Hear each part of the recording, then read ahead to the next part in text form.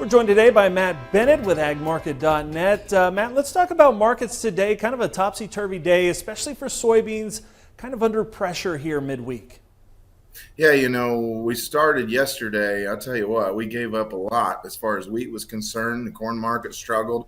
Actually, relatively speaking, beans performed a little better yesterday than what corn did.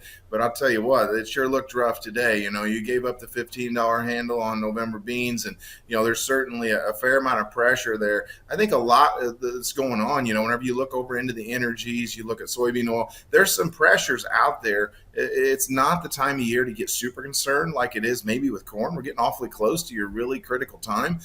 So some of this hot and dry weather, it's just not really getting into the bean market right now. Yeah, would you say it would be fuels and oil with the pressure on the bean market here at midweek?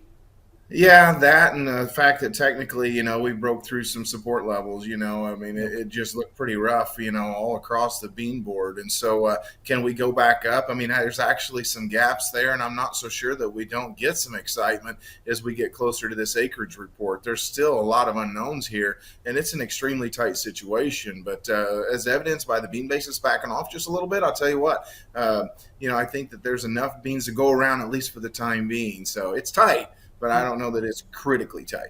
You mentioned corn and you mentioned weather, obviously something we're keeping a close eye on. What's your read on that market here with this prediction for continued hot and dry weather?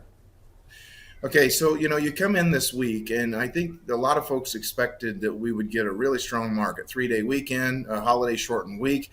Actually, you don't have much moisture in this forecast. What you've got is temps that are a little bit cooler. The problem is you've got to still have moisture, and I'll tell you, in my part of the world, in central Illinois, there's a lot of production that comes out of that area. It's dry. Absolutely. I appreciate the insights as always, Matt. Thank you for being here. We'll be back with more Ag coming up in just a minute. To contact Matt Bennett at Ag Market, call 844-4AG Market or visit their website at www.agmarket.net.